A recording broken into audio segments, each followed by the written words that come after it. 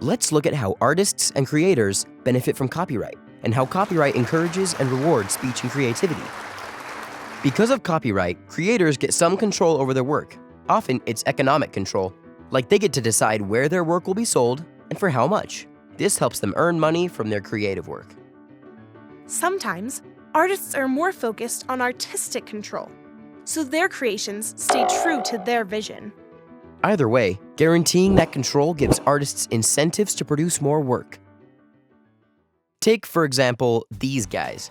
Dude Perfect got its start on YouTube doing trick shot videos that went viral. Now they have a huge online following and make money from ad revenue. Nice! Their viral videos also gave them new opportunities to collaborate with famous sports personalities. And it keeps going. One of the dudes, Corey Cotton, wrote a book, Go Big, that shares the secrets of building a business through social media. Copyright creates a marketplace for creators and artists like this. So, the Dude Perfect guys chose to make their videos free and available to everyone, but they still own them with copyright. And other people don't get to copy their videos and put them up online anywhere they want, right? Right. This control over their videos made it possible for them to gather a large online following, which in turn provided more opportunity for creative work, like the book deal and TV appearances.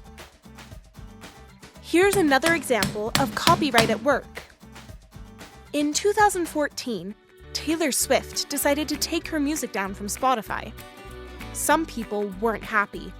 She did several interviews about her decision. In an interview with Time magazine, she said, I tried it and I didn't like the way it felt. I think there should be an inherent value placed on art. I didn't see that happening perception-wise when I put my music on Spotify. With Beats Music and Rhapsody, you have to pay for a premium package to access my albums, and that places a perception of value on what I've created. I just don't agree with perpetuating the perception that music has no value and should be free. Also, a lot of people were suggesting to me that I try putting new music on Spotify. I felt like I was saying to my fans, if you create music someday, if you create a painting someday, someone can just walk into a museum, take it off the wall, and it's theirs now, and they don't have to pay for it. I didn't like the perception. Copyright makes that her choice. She gets to decide who distributes her music, and she didn't like how Spotify was doing it. Okay, here's a completely different example. Wu-Tang Clan did something really crazy. They released an album edition of One. What? What do you mean, one? I mean, only one copy.